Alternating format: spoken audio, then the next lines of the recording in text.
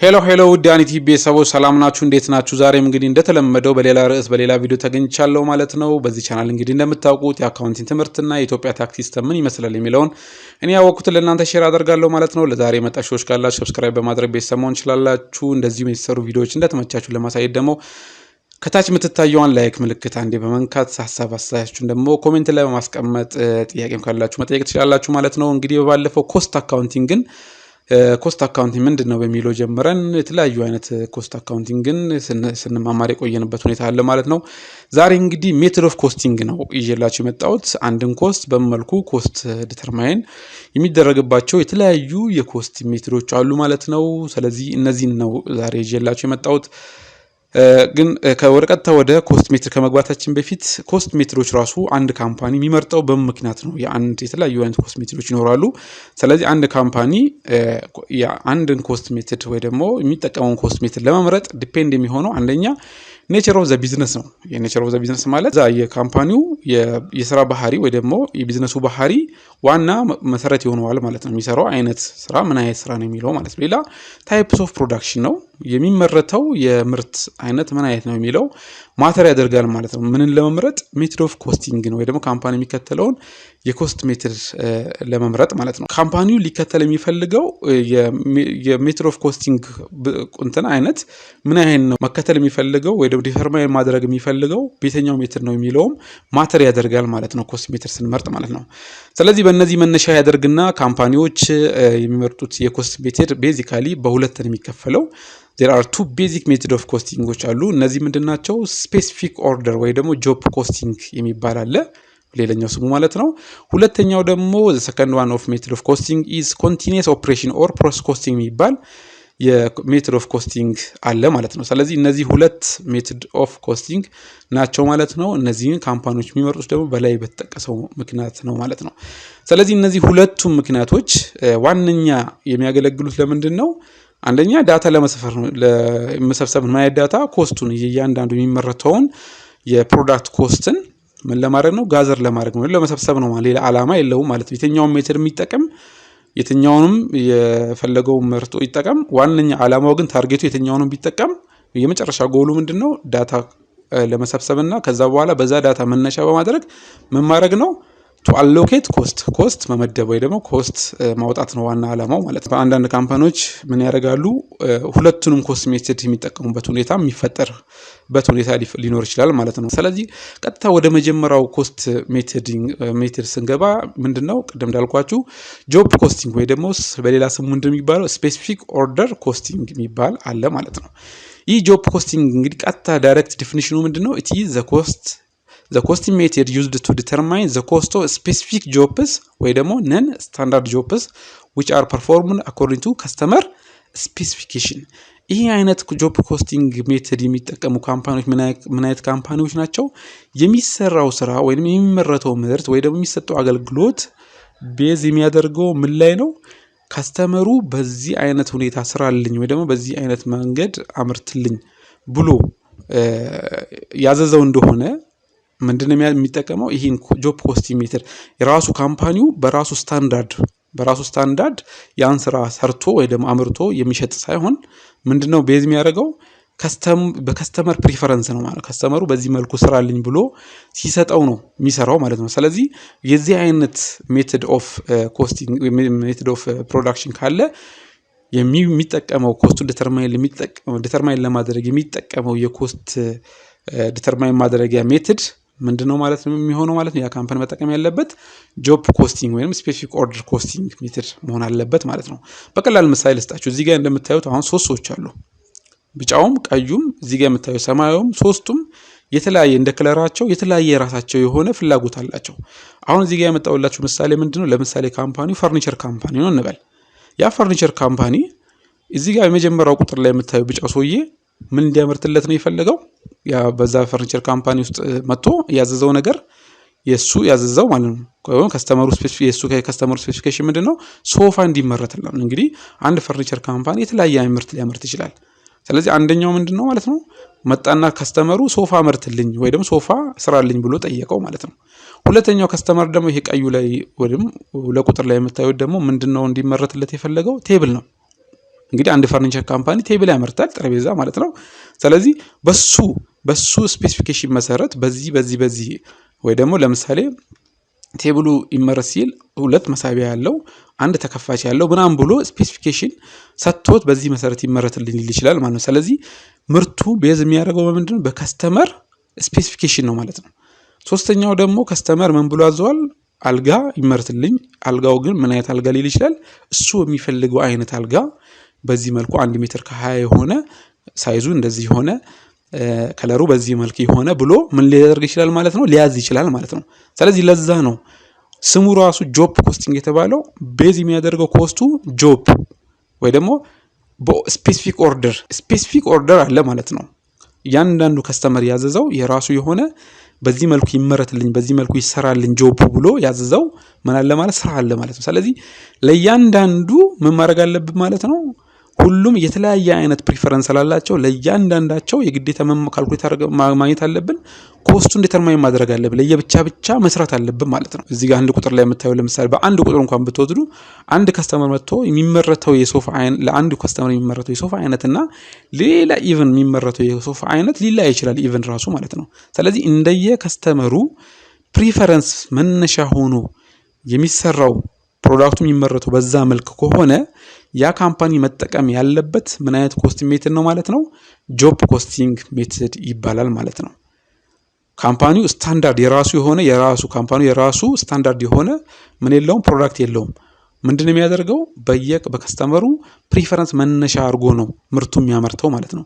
ስለዚህ ከስተመሩ መነሻ አድርጎ ምርት የሚያመርት ከሆነ የግድ ለያንዳንዱ ለታዘዘው የእቃ አይነት የግዴታ ፕራይሱን ለማግኘት የሚሸጫውን ዋጋ ለማግኘት ምን መስራት አለበት ኮስቱን ዲተርማይን ማድረግ አለበት። ስለዚህ ኮስት ሺት ያዘጋጃል ማለት ነው።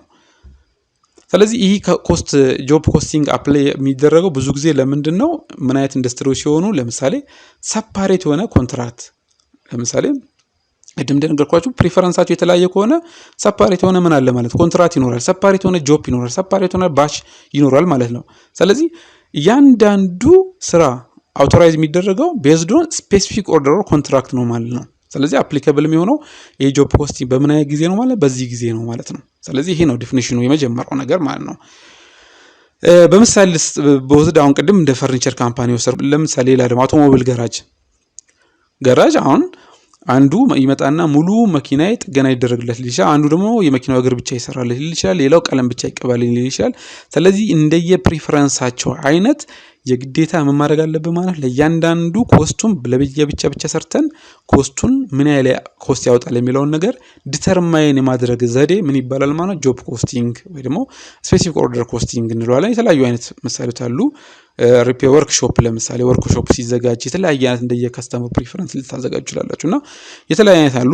ብቻ ዋነኛ ማወቅ ያለበት አኮርዲንግ ቱ ከስተመር ስፔሲፊክ ሪኳየርመንት የሚመረት ምርት ከሆነ መጠቀም ያለብን የኮስቲንግ ሜተድ ምን ይባላል ማለት ጆብ ኮስቲንግ ሜተድ እንለዋለን ማለት ነው። ስለዚህ ዋነኛ ፌቸሮቹ ምንድናቸው ባህሪያቶቹ እነዚህ ጆብ ኮስቲንግ ብለን ስናይ አንደኛ ፕሮዳክሽኑ የሚመረተው ፕሮዳክሽን አርሜድ ቤዝድ ኦን ዋት ከስተመር ስፔሲፊኬሽን ነው ማለት ነው። የከስተመሩ ስፔሲፊኬሽን ነው እንጂ ካምፓኒ የራሱ የሆነ ስታንዳርድ የለውም ማለት ነው። ነን ስታንዳርድ ነው ማለት ነው።